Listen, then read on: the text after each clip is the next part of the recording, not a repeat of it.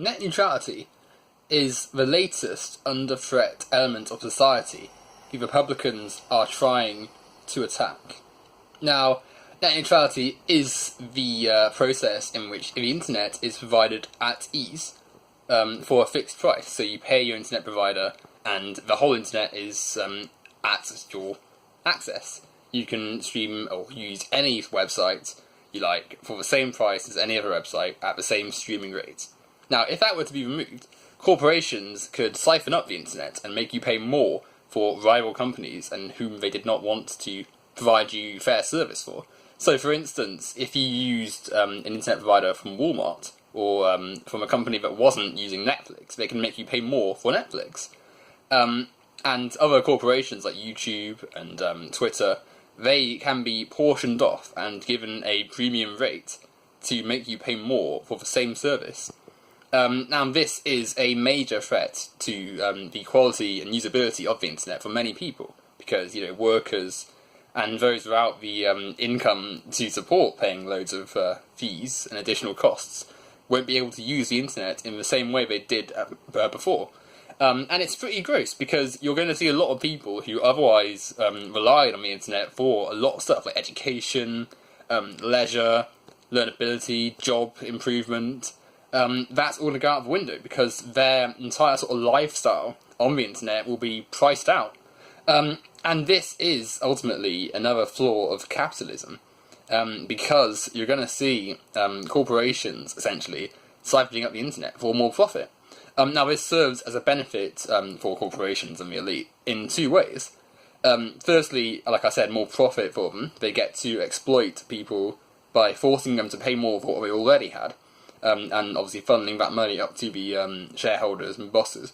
But secondly, it remains a key tactic in keeping the working class and people on lower income down. The internet in the 21st century is a bastion of information, a plethora of amazing sites of all walks and figures of life, and consequently, if you remove many parts of the internet from ease for the working class, you remove their power to educate themselves. So, for instance, if you think about all these sites you can learn about medicine on, given American healthcare is pretty abysmal, if you think about all the sites you could learn just stuff on the internet you wouldn't be able to learn in a school or wouldn't be able to access at an expensive college or university, all that stuff is now behind a paywall, and people who would otherwise rely on that can't access it anymore, thus keeping them out of knowledge and information, and thus suppressing the working class. And all that at the benefit of a now corporate sort of overlord system, which can now charge you for information and internet access. All of a sudden, you can see rival companies and the ability to just sort of do what you wish on the internet come at a cost, a greater cost than what you already had. And consequently, you can see the suppression of information and innovation through the capitalist means of making more profit out of your working class. And it's pretty disgusting. Information should be available to all. In a truly equal, fair society, we need to have a system in which we don't have to pay for more information and thus hand ourselves a system in which people stay unaware because of their wealth. And that's pretty gross.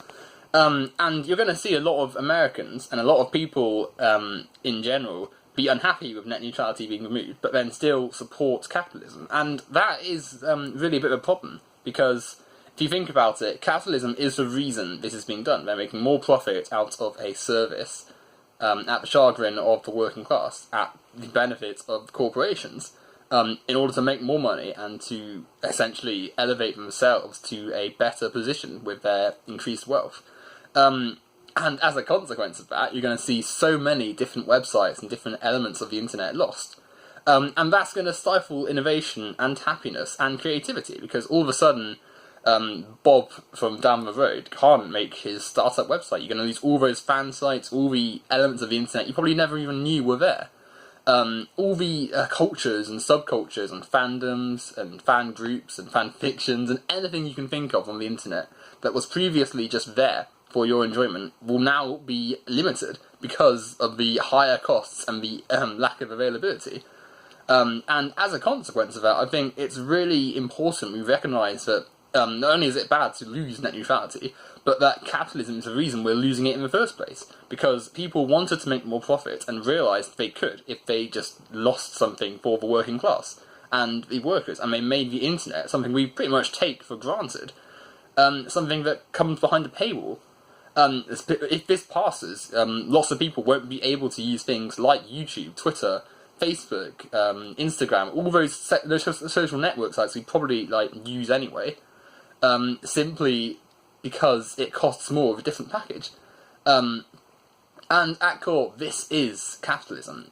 It's removing elements of society, putting them behind a paywall, keeping the working class down, and ensuring power remains at the top of society, the wealthiest, those who stole their wealth in the first place, and are doing whatever they can in their power to insulate their wealth through cordoning off basic elements of society for the working class.